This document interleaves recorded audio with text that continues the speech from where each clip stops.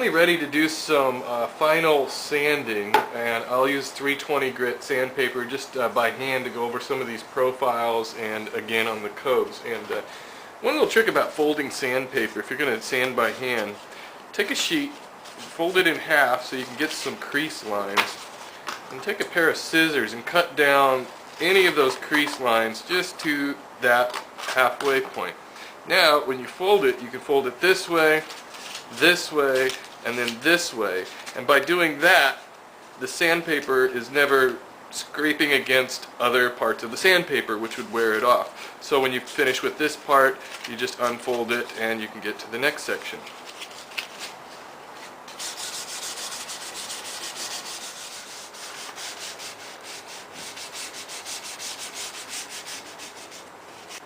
About the most important part of applying any type of finish to a project is to make sure that you get all of the dust removed before you apply it. So I start out with a vacuum.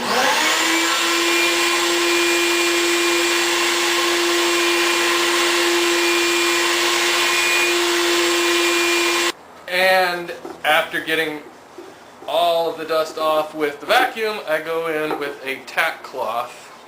And this will pick up even more tiny particles of sawdust. You really not only want to get rid of the dust on your project, but you want to keep a clean surface. I use a towel is fine. And you also want to make sure you get everything clean in your shop, because any of those other dust particles could settle down while you're applying finish. And finally, I rub it down with naphtha, which is just a cleaning agent and a solvent, and that should pick up any last remaining bits of sawdust. And another nice thing about using naphtha, you can also use mineral spirits, is if there's any glue that's may have leaked out that you may have missed, it'll show up as a discoloration, and so gives you a chance to fix it. So now I've got all of the surfaces sanded and I'm ready to go for finishing it. And on this project I decided to use wipe-on polyurethane. The nice thing about the wipe-on polyurethane is that of course you don't need a brush, and so it'll be easy just to take a clean rag and wipe it all over the surfaces. Now another nice part about the wipe-on poly is that you don't need to put any kind of sealer over your wood, because really wipe-on polyurethane is just regular polyurethane, except it's thinned about half and half with mineral spirits, so it's just a really thin mixture. The drawback to this is that to get a nice finish you really got to put on a lot of coats, and you need to sand between coats, otherwise the polyurethane won't stick to the previous layers. So I'll go ahead and apply a coat and wait at least 3 hours, and then sand it down lightly and put on the next coat. So this will take me a week or so off and on.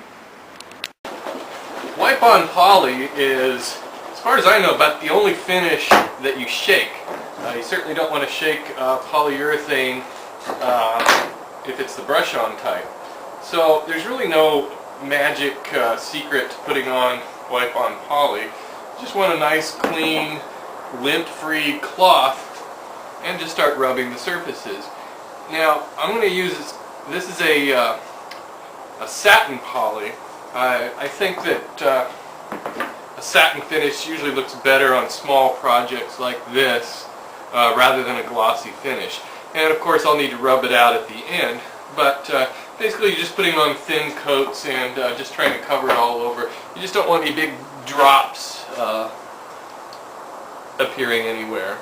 Another thing that polyurethane does is it will kind of add an amber hue to your workpiece, but I actually kind of like that. It brings out the features of the grain a lot better.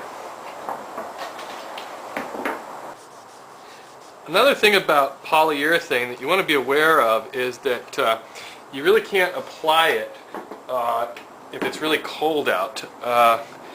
It's kind of a chilly day here in mid-November, and I waited for the temperature to get up to at least about 60 degrees, and it's about 62 now, which is good. But this stuff just simply will not dry if it's cold out. So hopefully you have a heated shop, or you can do it in the summertime, or you live in a warm climate. Boy, I'll tell you what, modern wipe-on polys are really good, and just as they are, you really don't need to rub them out too much, especially if you're just looking for a satin finish. It's pretty smooth. But what you want to do is, if you feel along the surfaces, you'll feel little bitty bumps, and those are just little air bubbles or bits of dust that have stuck to the poly on one coat or another. So I've applied 4 coats of wipe-on poly, and I think it looks great like that. So what I want to do is just take a gray synthetic pad, and I'm just going to rub out the surface just real lightly, just to smooth it up. And I want to keep feeling it just to make sure that it gets nice and smooth, and I get rid of all those little bumps. And this isn't going to be much more. This is going to be done.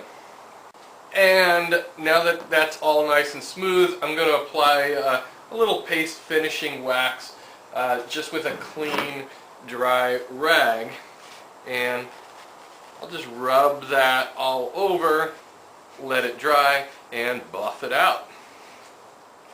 It doesn't take long for paste wax to dry, and once it's all dry, about 10 or 15 minutes, you can just take a clean cloth and just start buffing it down, and that will conclude the finishing.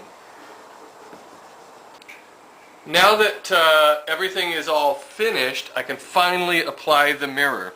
And so I'm just going to use epoxy, and I've mixed up equal parts of it, and I'm just going to put in little dollops on the inside of the lid.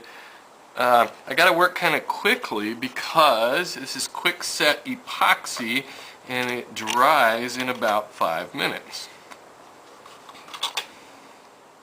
And now with that epoxy on there, I can just drop the mirror into place. And I finally managed to put the hinges in, and I'm glad I recessed those a little bit more than I thought I needed to, because it closes nicely, the lid opens and it stops. I've got the mirror in, and all of the trays set in nicely. So, once again, I thank you for watching my video, and I hope you picked up some tips on how to build a jewelry box.